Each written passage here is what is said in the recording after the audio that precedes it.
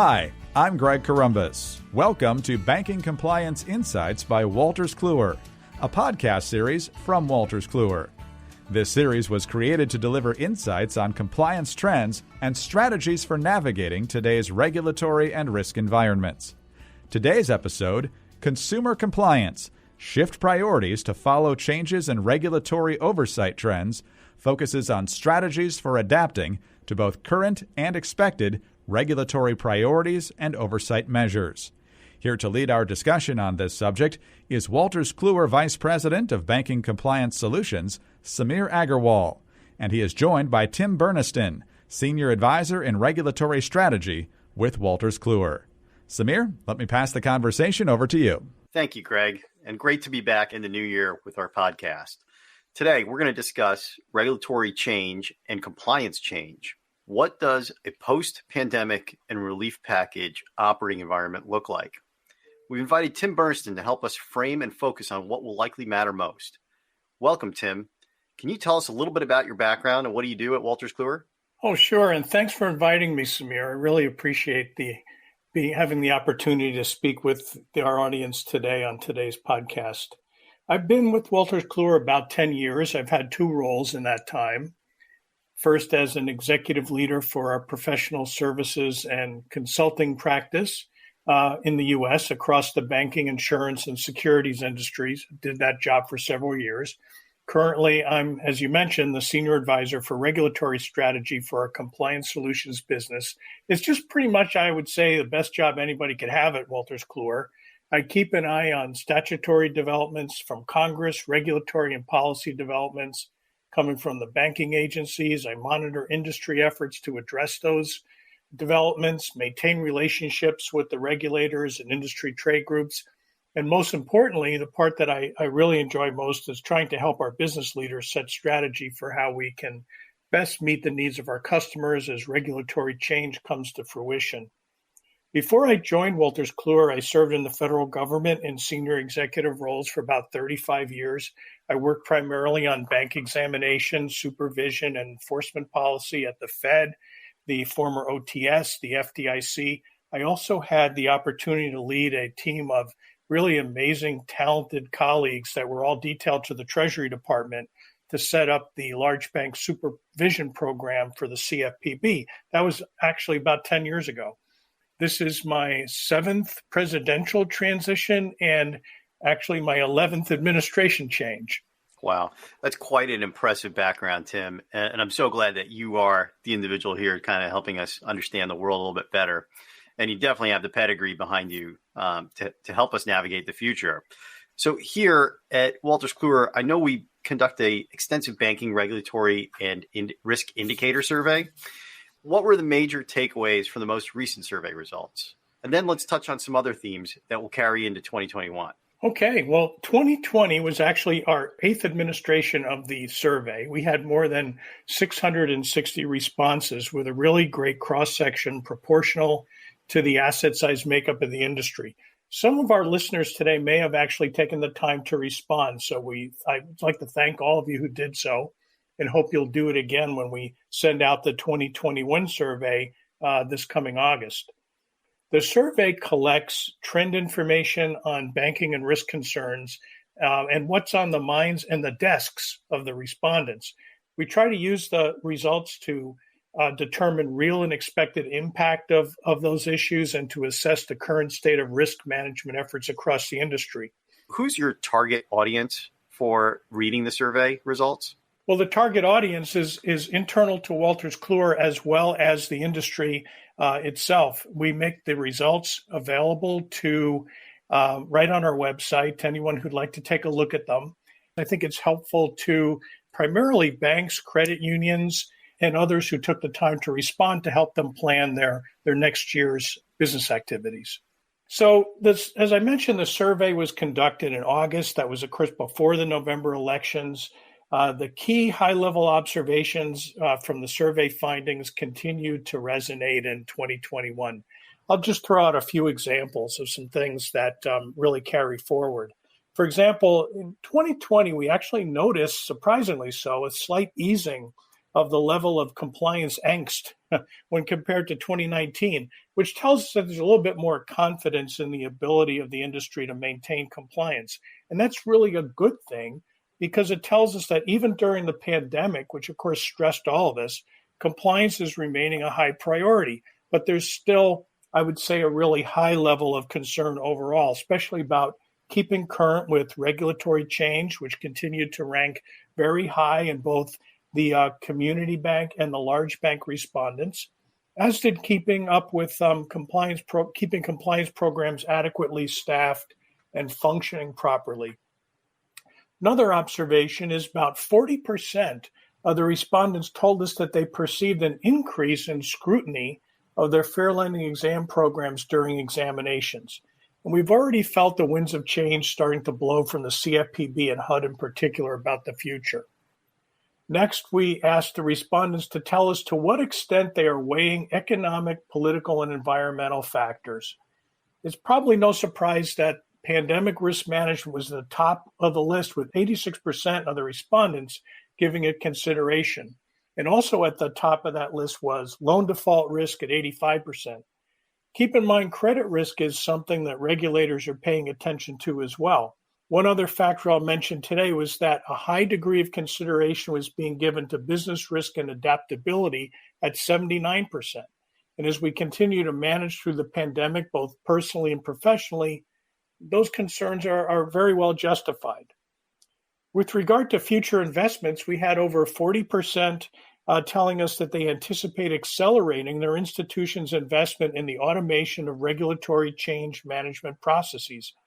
That's a pretty high figure, but it correlates with the continued need to stay on top of the waves of regulation that have to be absorbed so quickly, especially when there's so many other things to do.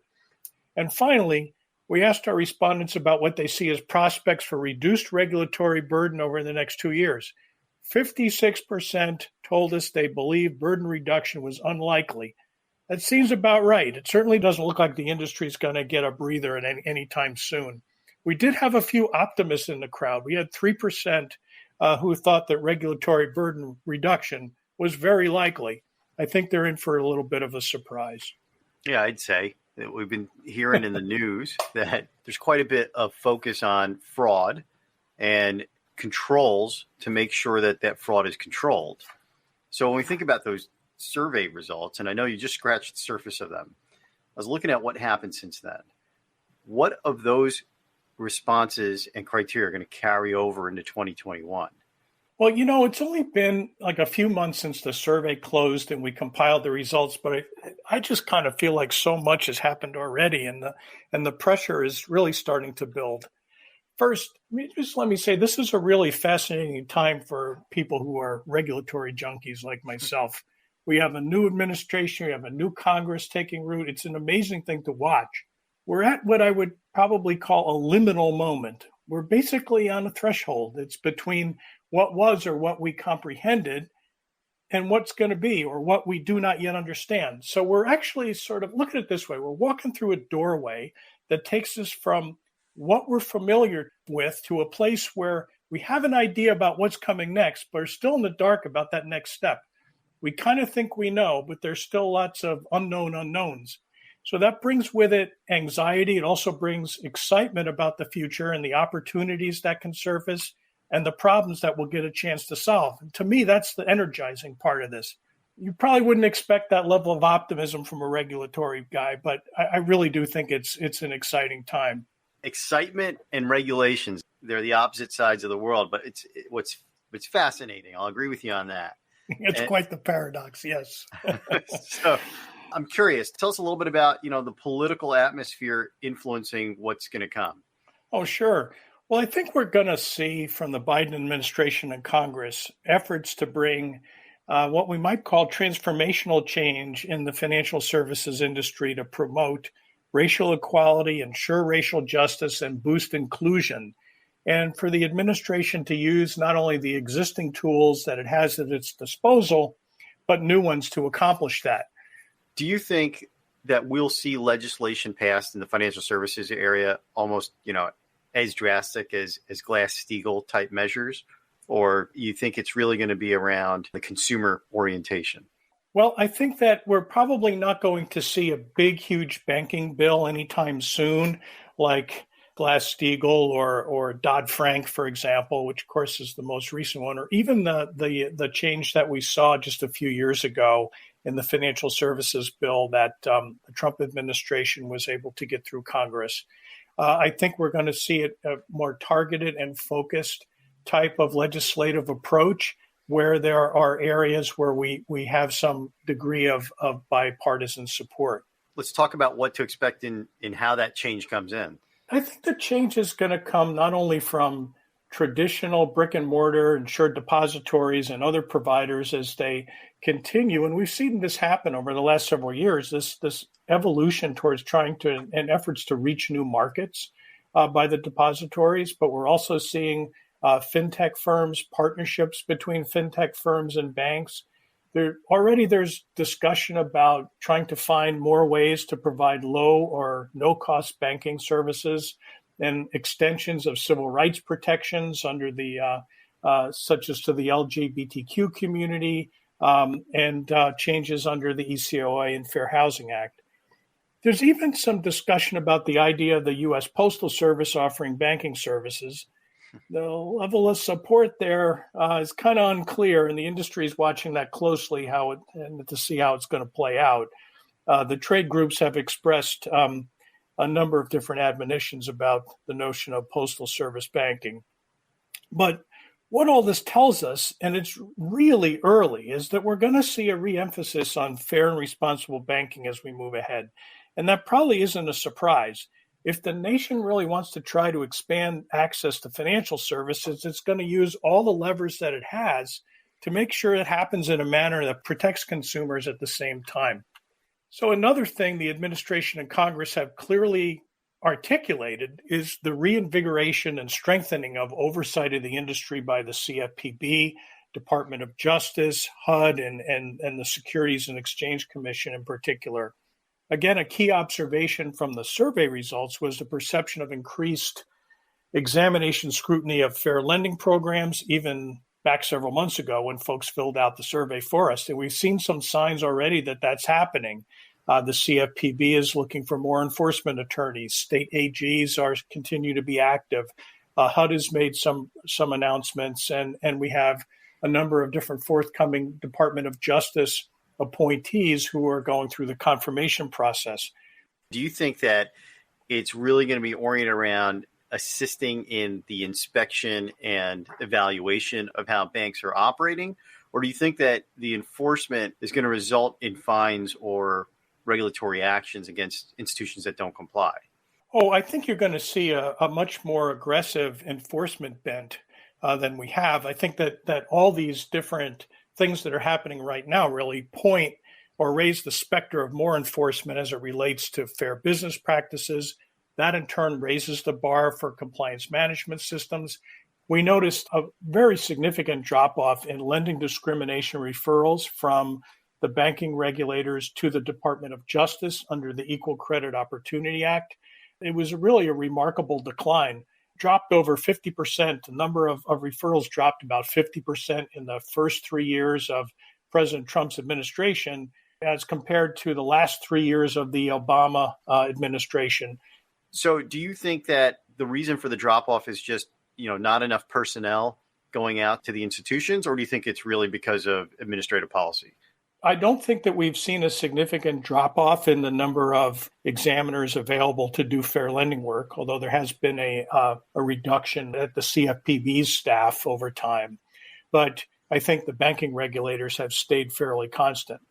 I think it translates to whether or not there is an appetite to pursue or to prosecute in some of these cases that we may see get picked up again as we move forward into the new administration. Understood. Yeah, I think that over time, even though regulations have changed quite a bit, it's a big journey for a lot of institutions to kind of undertake and get current with. So I'm very curious to see what happens with the results. Yeah, me too. The other thing that's going to affect that, Samir, is the administration is actively working to fill leadership positions at the federal agencies and is ramping up staff in certain areas. I mentioned the CFPB enforcement function. And, not all those new leaders are in place yet. Some are still going through the confirmation process. But when they all get in place, they're going to be bringing new regulatory agendas and priorities, and they're going to need resources to carry those things out. So where does that kind of leave us? I mean, if you look at the fluid state that we're kind of in right now with regard to the near-term regulatory agenda, there are, however, I would say some common themes that are emerging that we're watching.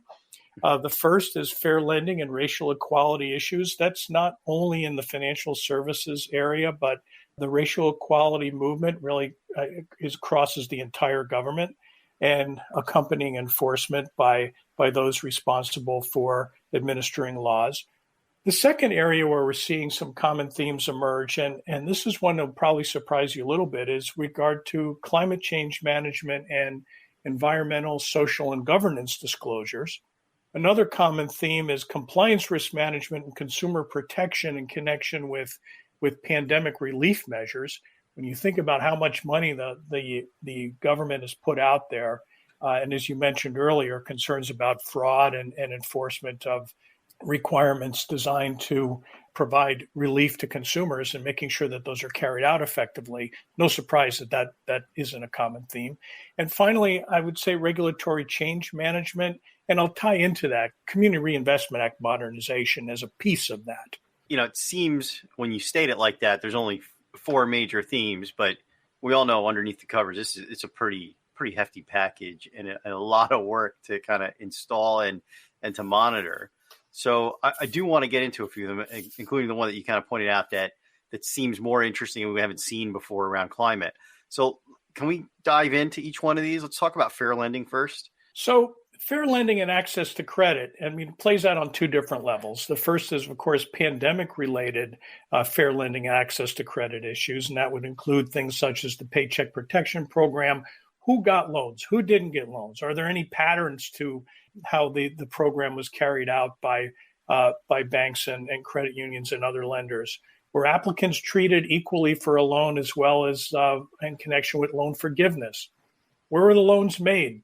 It's those basic kinds of fair lending inquiries that are looked at in connection with other lines of business that'll carry through to these pandemic-related programs like PPP, as well as loan forbearance and loan servicing.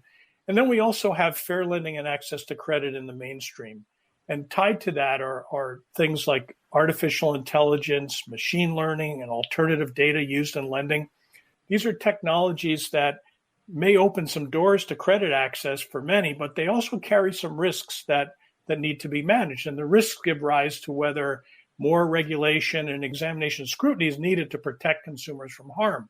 So you have what I'd call probably an interesting conundrum here. We want more access to financial services, and these technologies can help, but at the same time, regulation could kill them and defeat the purpose altogether. So we're going to have to watch what happens there. Next, we've also already seen some action by HUD to address LGBTQ issues in lending. And also, they have last year's disparate impact rule under review at HUD. CFPB has an acting director that's made it clear that fair lending is a top priority, and that will also be a top priority of the new director when that person is confirmed. And in Congress, the Equality Act is also on the legislative horizon. I'm anxious to see what happens with it in this session. That would add gender identity, sexual orientation to the prohibited bases of discrimination under the Equal Credit Opportunity Act, the Fair Housing Act, the Civil Rights Act of 1964. And finally, under fair lending, as I mentioned earlier, about 40% of our survey respondents indicated they saw an increase in examiner scrutiny of their fair lending programs. I predict that number is going to increase significantly when we do get the survey results back from 2021 later this year. And I think we're going to see that number increase again in 2022 when things really get cooking. Yeah, I'm looking for root cause, and I completely understand where the technology plays a role, because when you start to use artificial intelligence or huge data resources to make decisions without human beings, it can get pretty dicey. You have to teach the automated system in order to be fair, and it's not just on past data that may not have been fair. My intuition goes directly to that. We're going to leverage technology more and more. But do you think the examiner scrutiny is based on that, or do they have different criteria based on the types of solutions that banks are using? I think the regulators are actually working very carefully through that very issue.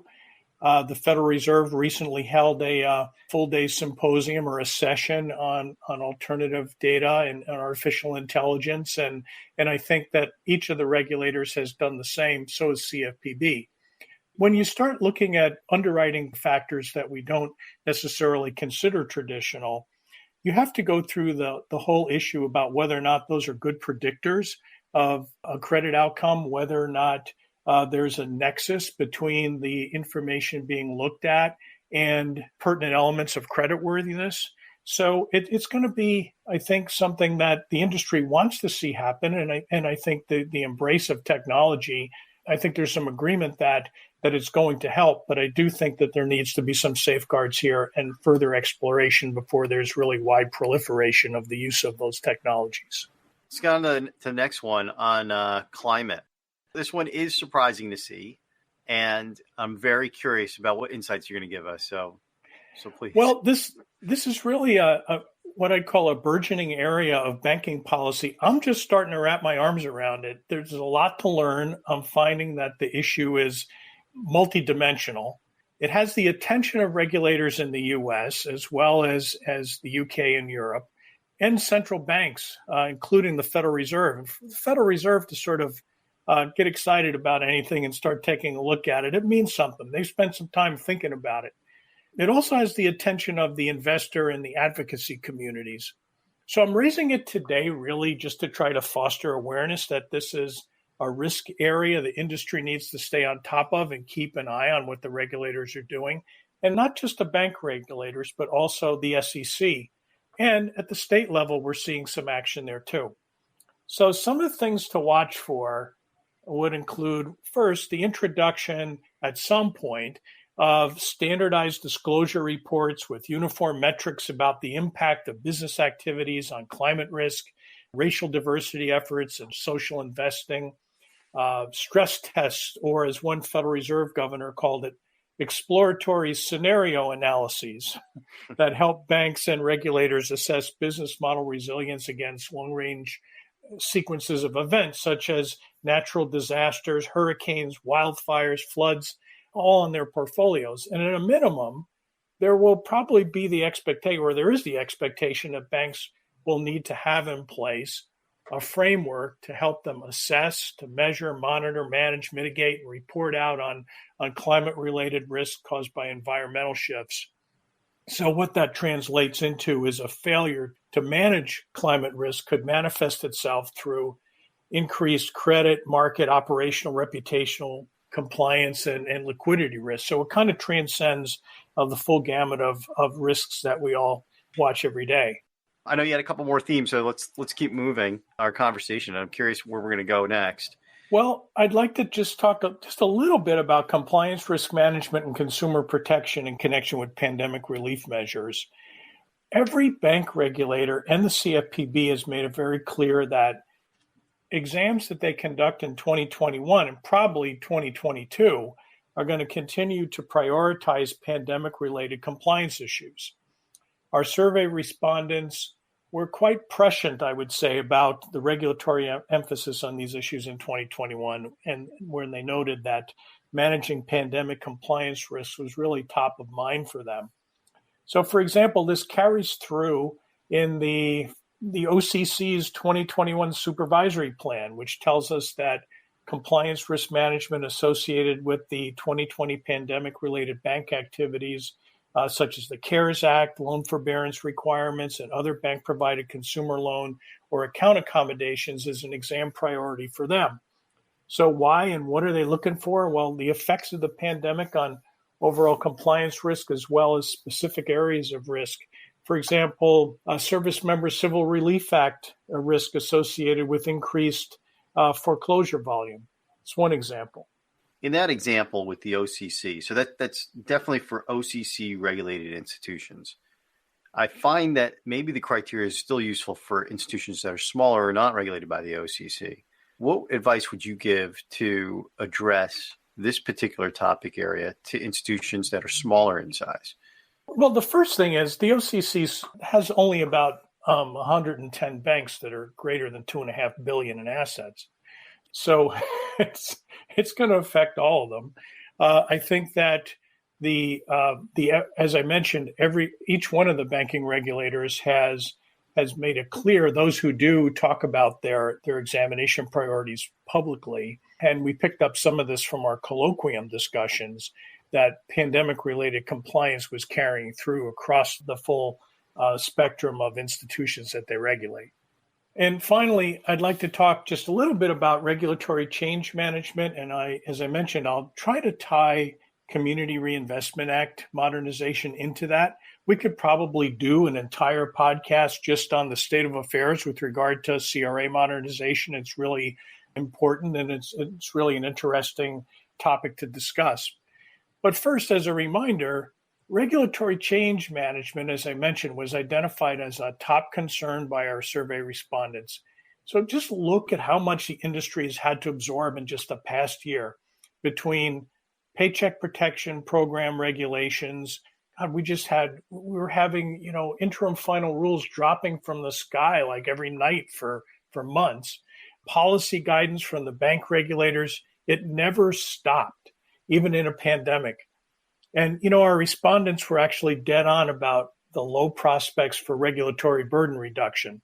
So I'd just like to mention just a few things on the horizon that could stress regulatory change management programs over the next couple of years, and at the same time point to why it's so important to have a fully effective reg change management program in place. The first, I'll use CRA modernization as an example. Here we have a situation where the industry really wants to see the three agencies that have CRA responsibilities, that's the Fed, the FDIC, and the OCC, move forward with a uniform rule. They've had a uniform rule in place ever since CRA's inception in the late 1970s. So the industry is continuing to raise concerns about the rule that the OCC issued last May, particularly with respect to burden and performance measurements in particular.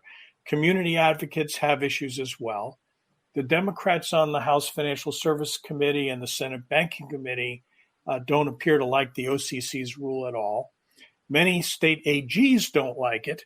One thing's for certain, we're going to see some change here, and managing a large-scale regulatory change like this is going to require careful planning and commitment. And of course, those national banks right now that are subject to the OCC's rule are trying to do exactly that, all against the backdrop that there could be some further change. One thing that struck me about this is, as a regulator, we sometimes felt that we did our job well if at the end of a regulatory process, both the industry and the advocacy community didn't like the outcome for different reasons. But here, you seem to have both sides lining up for many of the same reasons. So that's really interesting to me to watch, and it signals that there could be some further change here. I'll throw out a couple more. One is Dodd-Frank Section 1071. This is a long overdue regulatory development that needs to come out of the CFPB. It relates to small and minority-owned business reporting regulations.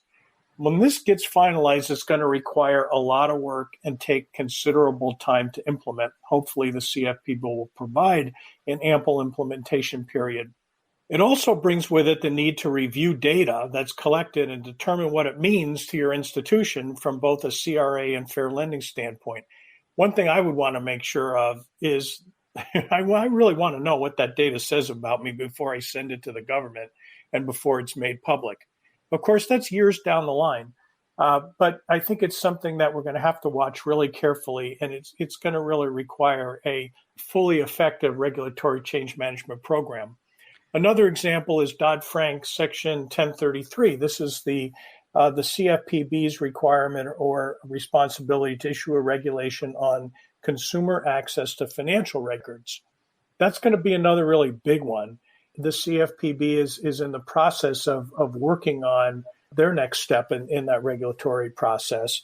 It's a very complicated issue. It brings in third parties, aggregators, questions about who owns this data, who's responsible for it. how this rule would interact with other rules that are in place to safeguard consumer interests. Basically, what 1033 does is it requires consumer financial service providers to give consumers access to financial account data in a usable electronic format. It sounds kind of simple, but it's not. The data includes information relating to any transaction, a series of transactions, or to charges and usage data on an account.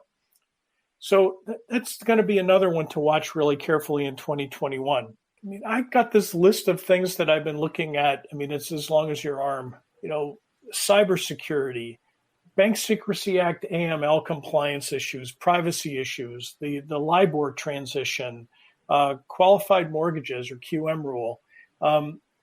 There's just a lot here and a lot that the industry is going to have to watch. And you really have to question whether traditional manual approaches to effectuating regulatory change across your organization and managing that change from inception to implementation and then monitoring and then reporting to your business leaders, whether or not that's going to be sufficient. And that's the same for the risk management that goes along with it. This is a place where technology can probably help both small and large institutions. I think we've gone way past the point where you can successfully manage this type of change through spreadsheets, even in smaller community banks. It's pretty clear there's a lot for the industry to prepare for and a lot to prioritize. How do you think a professional in the compliance area will be able to prepare their institution for the shift in this focus? Well, let me offer just a few suggestions. I don't think these things that I'm going to mention are going to be any surprise to our listeners. It all comes really back to the fundamentals here. First, I think what's essential underlying all this is a very vibrant risk management framework or foundation that is flexible enough to respond to very rapidly changing circumstances. The pandemic is one example of a rapidly changing circumstance, one that we didn't expect to last this long. And that demonstrates how quickly sometimes we need to be able to change course and how important it is for us to be resilient and to have a risk management framework that still safeguards the institution's interests here. We also have new and emerging risks that I mentioned, like climate risk as another example. So the flexibility and having that vibrant risk management framework in place, I think, is a fundamental first step. Second, compliance management systems. There's absolutely no substitute for a strong, up-to-date compliance management system. Every regulator expects an organization to have it. It also serves as a mitigating factor when regulators are considering how to address non-compliance through enforcement. Basically, the stronger the program, the better off you're going to be. And of course, an essential element of the CMS is fully updated policies and procedures and actual practices that align with them. It's another key component. And another important, I would say most importantly, as part of that compliance management structure across an organization is having very engaged and great people. And I think we saw so many people really rise up during the pandemic and make sure that their institutions were following the rules and keeping other aspects of compliance aside from just the CARES Act stuff in check. Exams continued and people still had responsibilities to maintain a high level of compliance. And I think that's really a strong testament to the great people that really work in this area. Third, I think investing in comprehensive risk assessments is really, really a critical thing. I think both small and large institutions can benefit from that. And that means every business line and every particular law and regulation that ties into that business line.